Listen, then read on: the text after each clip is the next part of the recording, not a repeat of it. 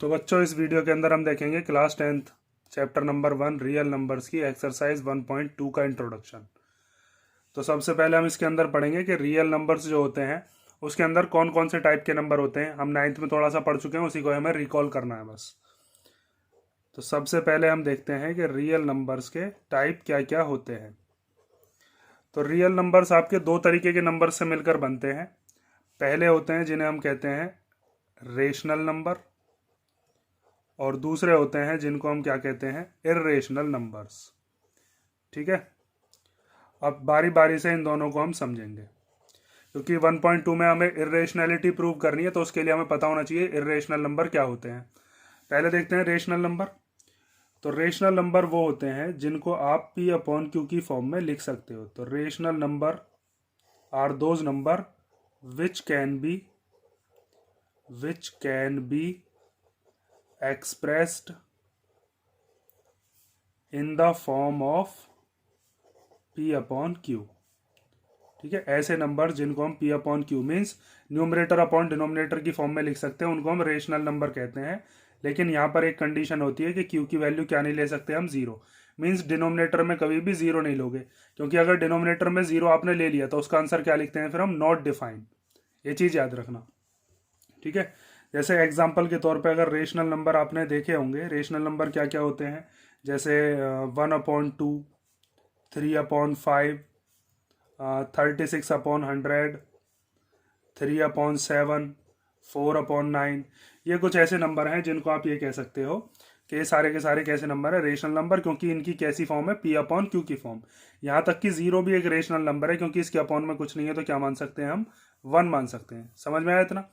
अब rational number भी दो तरीके के होते हैं, टाइप्स ऑफ रेशनल नंबर्स। थोड़ा थोड़ा आपको याद आ रहा होगा, 9th में हमने ये चीज पढ़ रखी है।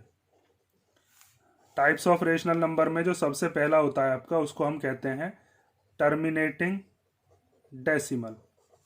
और टर्मिनेटिंग डेसिमल कौन से होते हैं, टर्मिनेटिंग डेसिमल वो होते हैं जिनके डिनोमिनेटर के पास ऐसा नंबर होगा, डिनोमिनेटर हैज ओनली 2 एंड या 2 और 5 और बोथ एज फैक्टर्स। ठीक है, पहले मैं लिख दूं सब समझाता। टर्मिनेटिंग डेसिमल में ऐसे नंबर आते हैं जिसका जब आप डिनोमिनेटर देखोगे तो वो या तो 2 आ रहा होगा या 5 आ रहा होगा, या फिर 2 और 5 के फैक्टर बैठ रहे होंगे। जैसे एग्जाम्पल के तौर पे यहाँ पर एक नंबर दे रखा है आपको 1/2। ठीक है, वैसे हम देखकर ही पहचान कर सकते हैं, लेकिन 1/2 का अगर आप सॉल्व करना चाहो तो 1/2 को हम कैसे सॉल्व करेंगे, जो हमारा 1 है उसको तो हम लिखते हैं अंदर और 2 को बाहर लिखते हैं। तो 2 से जब आप 1 को डिवाइड करोगे, 2 के टेबल में 1 तो आता नहीं, तो ना जाने की जीरो लगा देते हैं, पॉइंट लगाकर जीरो बढ़ाते हैं। फिर 2 5 जा कितना हो जाता है, 10। तो जिसके अंदर रिमाइंडर कुछ नहीं बचता है उसको हम क्या कहते हैं, उसको हम कहते हैं टर्मिनेटिंग डेसिमल। तो यहाँ पर रिमाइंडर कुछ नहीं बचा, तो इसका मतलब 1/2 कैसा नंबर है, टर्मिनेटिंग डेसिमल है। जैसे 3/5 है, तो 3/5 को जब आप सॉल्व करोगे तो 3 अंदर लिखना पड़ेगा, जो भी न्यूमरेटर होता है उसको अंदर लिखते हैं, और 5 बाहर लिख दिया। तो 5 की 12 में 3 नहीं आता, ना जाने की जीरो लगा लो, पॉइंट लगा कर जीरो बढ़ा ली। 5 6 जा कितने हो गए, 30। इसका मतलब ये भी यहाँ पर रिमाइंडर, इसमें भी कुछ नहीं बचा। इसका मतलब ये भी टर्मिनेटिंग है, ये भी कैसा है, ये भी टर्मिनेटिंग है। देखो, हमें नीचे डिनोमिनेटर से पता भी चल रहा है, नीचे वाला यहाँ पर क्या है 2, यहाँ पर क्या है 5। तो इसका मतलब ये टर्मिनेट हो जाने मीन्स पूरा का पूरा खत्म हो जाएगा। जैसे 36/100 है, 36/100 को आप ऐसे लिख सकते हो, इसके नीचे 2 जीरो हैं, तो 2 जीरो का मतलब क्या है, 2 से पहले पॉइंट, 0.36 डिवाइड करेंगे तो भी यही आएगा।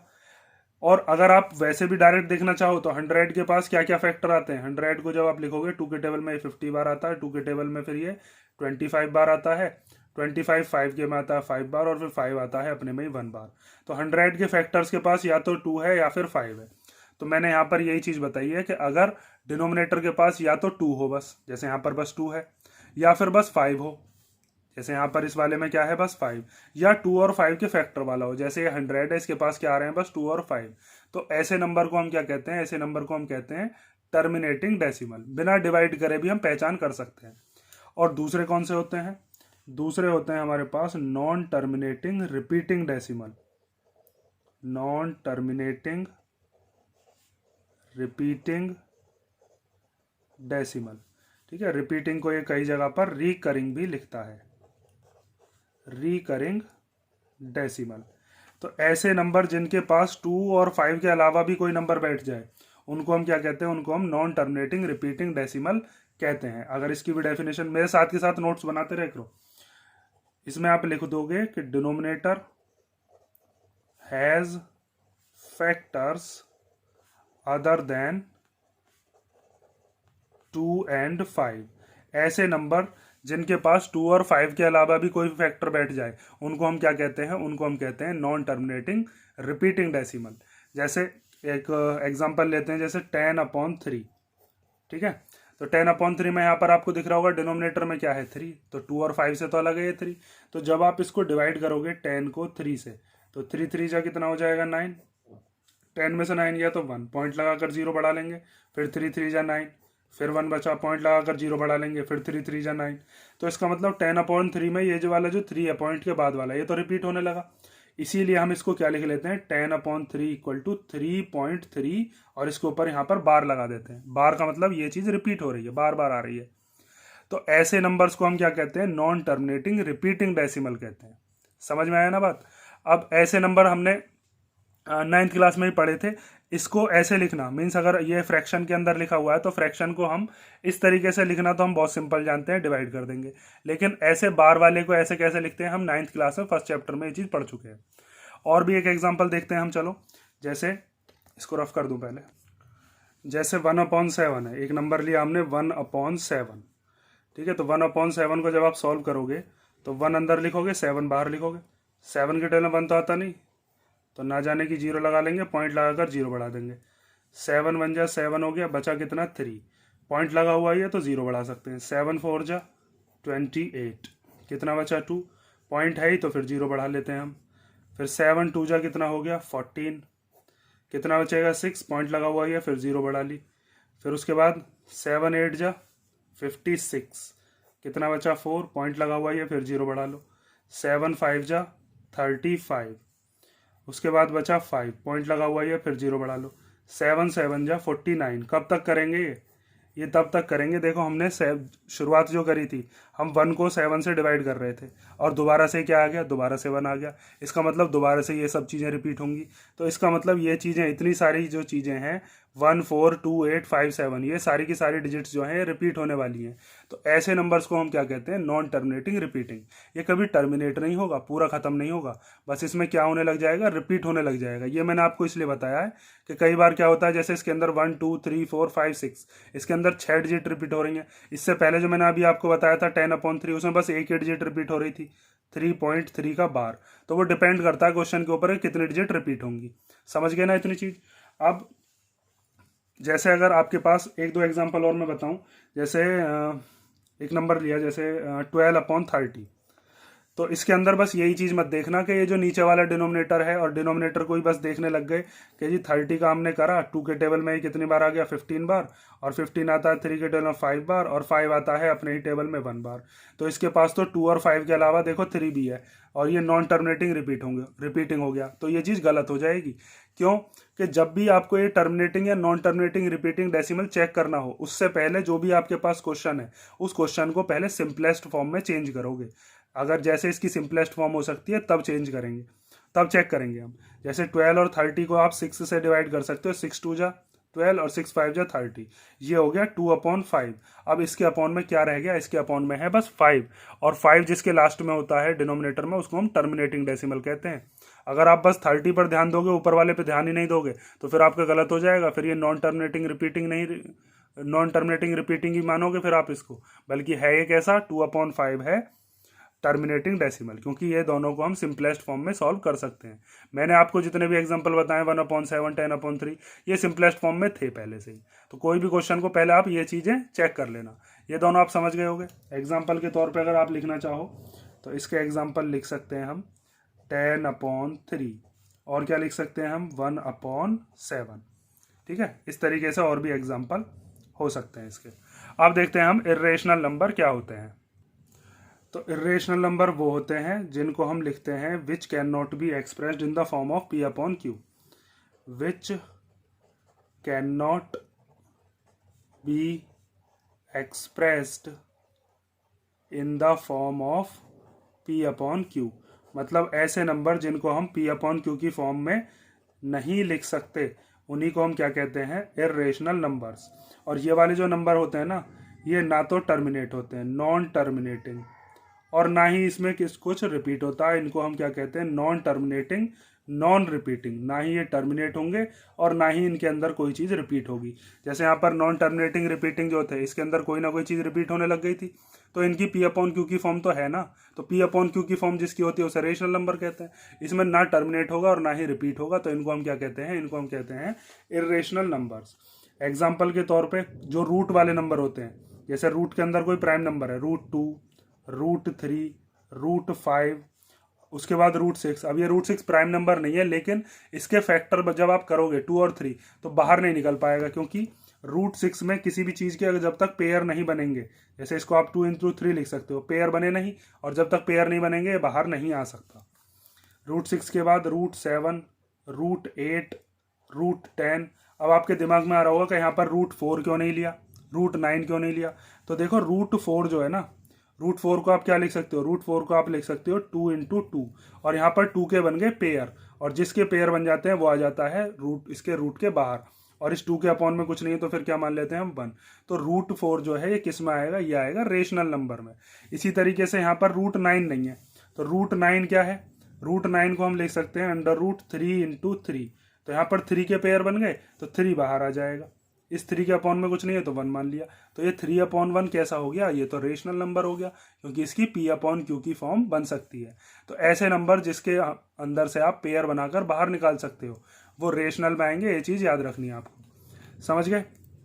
और जैसे हमारे पास एक नंबर होता है पाई, पाई देखा होगा आपने, जितने भी हमारी सर्कुलर फिगर होती हैं, सर्कल हो गया, सिलेंडर हो गया, कोन हो गया, वहाँ पर हम पाई को यूज़ करते हैं। तो पाई जो होता है ये इर्रेशनल होता है, लेकिन पाई की जो हम वैल्यू लेते हैं ना, जैसे पाई की जो वैल्यू होती है वो हम क्या मान लेते हैं, 22/7। तो ये जो वैल्यू है ना, ये एग्जैक्ट वैल्यू नहीं होती। अगर पाई आता है तो पाई तो इर्रेशनल है, लेकिन पाई की जो हम वैल्यू लेते हैं 22/7 या 3.14, वो कैसी होती है, वो रेशनल नंबर होती है। ठीक, उसके बाद ऐसे नंबर जो कि रिपीट नहीं होंगे और ना ही टर्मिनेट होंगे, जैसे एग्जांपल के तौर पे 0.10, फिर 111, फिर 111, फिर उसके बाद फिर 4 बार 1, फिर 0, और फिर आगे डैश डैश डैश, मीन्स ये इसके आगे भी चल रहा है, इसके अंदर कोई भी चीज़ रिपीट नहीं हो रही। ये मत समझना कोई चीज़ रिपीट हो रही है इसके अंदर, यहाँ 10 है, फिर 110, फिर 1110। तो ऐसे नंबर्स को हम क्या कहते हैं, इर्रेशनल नंबर कहते हैं। इतनी चीज़ समझ गए। और कुछ पॉइंट्स और याद रखोगे आप 9th क्लास में, जिस बच्चे ने अगर ये चीज़ नहीं पढ़ी है तो मैंने ये सारी चीज़ आपको दोबारा से रिवाइज करा दी है, कि अगर हमें सम निकालना हो या फिर डिफरेंस, किस किस का, सम और difference of a rational number, एक रेशनल नंबर ले लें हम और साथ में एक ले लें इर्रेशनल नंबर, एक रेशनल और एक इर्रेशनल नंबर, उनका सम करें या डिफरेंस करें, वो हमेशा कैसा आएगा, वो हमेशा इर्रेशनल ही आएगा। एग्जाम्पल के तौर पे आप देख सकते हो, जैसे अगर आपने एक रेशनल नंबर लिया, मान लीजिए रेशनल नंबर है आपके पास 3/5, ठीक है, और एक इर्रेशनल नंबर ले लिया, मान लीजिए इर्रेशनल नंबर है √3, तो ये दोनों प्लस नहीं हो सकते। क्यों प्लस नहीं हो सकते, क्योंकि ये रेशनल है, ये इर्रेशनल है। जब आप इसको एलसीएम लोगे भी, ये √3 ऐसा का ऐसा ही बना रहेगा, और जब तक ये रूट बना रहेगा तब तक ये कैसा नंबर कहलाएगा, तब तक ये इर्रेशनल ही कहलाएगा। ठीक है, और एक चीज़ और ध्यान रखना, देखो कई बार के बच्चे क्या करते हैं कि अगर मान लीजिए ऐसे लिखा हुआ है √2/√3, माइनस लगा दिया, माइनस के भी नंबर आते हैं तो भी कोई दिक्कत नहीं है, या प्लस का मान लो। अब बच्चे कहते हैं कि देखो सर ये भी तो P/Q की फॉर्म है, P/Q की फॉर्म तो है, लेकिन इसमें रूट भी खत्म होना चाहिए ना। जब तक रूट रहेगा तब तक ये क्या कहलाएगा, तब तक ये इर्रेशनल नंबर ही कहलाएगा। अगर रूट खत्म हो जाते तब हम कह सकते हैं कि हाँ भाई ये जो है इसकी P/Q की फॉर्म है। ठीक है, तो ये भी इर्रेशनल नंबर ही है। सम और डिफरेंस निकालते हैं, जैसे यहाँ प्लस की जगह माइनस कर देंगे, तब भी वो कैसा रहेगा, तब भी वो इर्रेशनल नंबर ही रहेगा।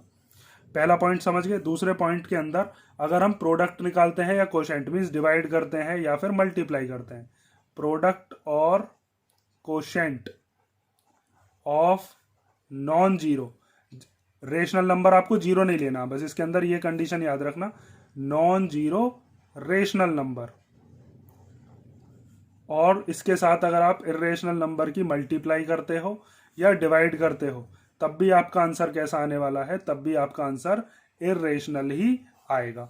जैसे अगर √2 की मल्टीप्लाई, ये इरेशनल है, और इसकी मल्टीप्लाई रेशनल में कर दे, मान ले 3 में, इसके अपॉन में कुछ नहीं है, 1 मान लिया ना, ये P अपॉन Q की फॉर्म हो गई, रेशनल है ना ये। अब इन दोनों की मल्टीप्लीकेशन करके क्या आएगा, इन दोनों की मल्टीप्लीकेशन करके 3√2 आ जाएगा।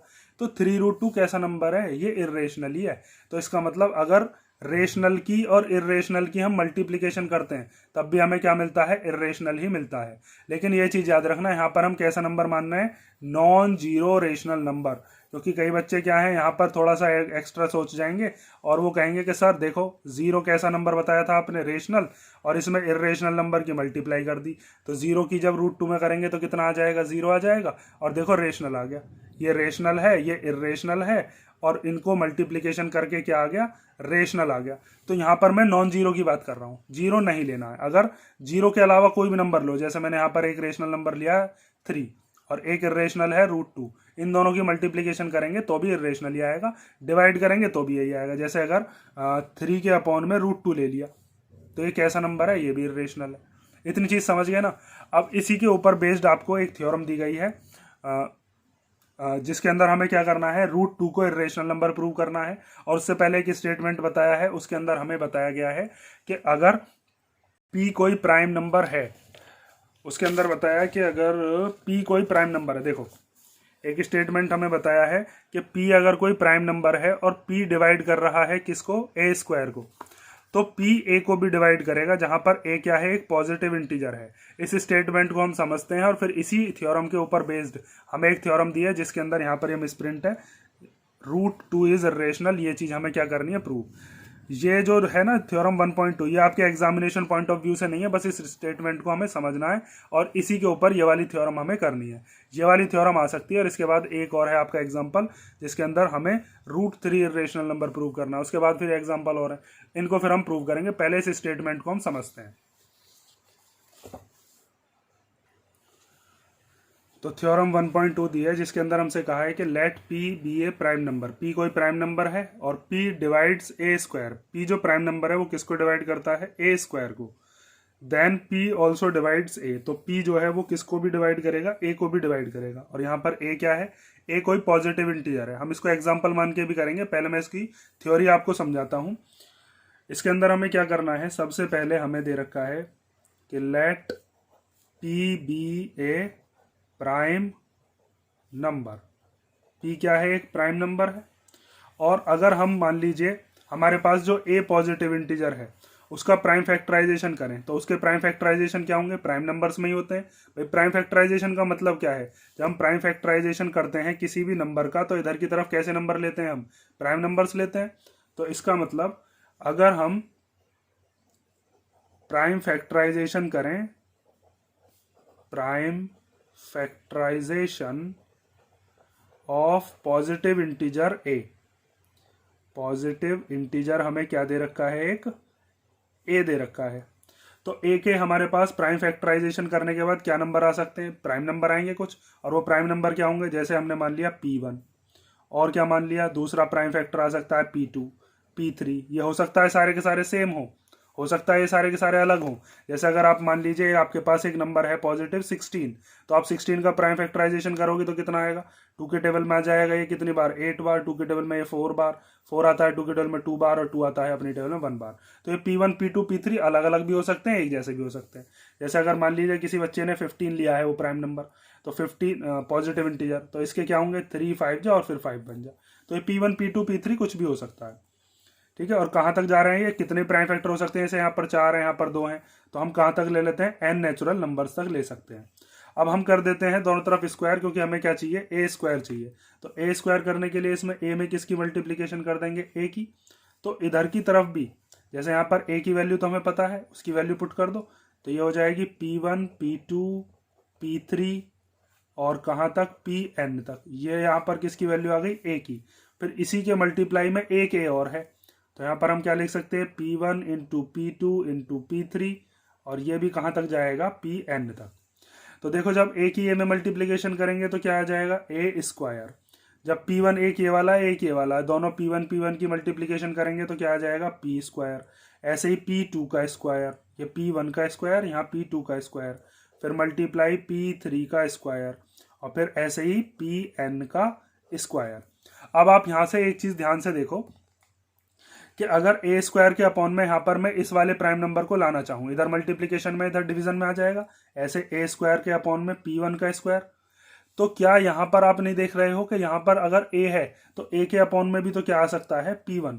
बस यही बात इसके अंदर ये कह रहा था कि p अगर a स्क्वायर को डिवाइड कर रहा है तो p a को भी डिवाइड करेगा। जैसे यहां पर हमें दे रखा है कि p स्क्वायर जब a स्क्वायर को डिवाइड कर रहा है तो p a को भी डिवाइड करेगा। जैसे एग्जाम्पल से समझते हैं इसको हम, और डिटेल में समझ में आएगा। वैसे ही आपके एग्जामिनेशन पॉइंट ऑफ व्यू से नहीं है, लेकिन इसके ऊपर बेस्ड हमें कई सारे आगे एग्जाम्पल्स हमें करने हैं। जैसे एग्जाम्पल के तौर पे मैं एक नंबर ले लेता हूँ, जैसे ए स्क्वायर इक्वल टू मैंने नंबर ले लिया 25 ले लिया, चलो ठीक है। तो इसका मतलब ए की वैल्यू कितनी हो जाएगी, ए इक्वल टू हो जाएगा √25, मीन्स ए इक्वल टू कितना आ गया हमारे पास 5।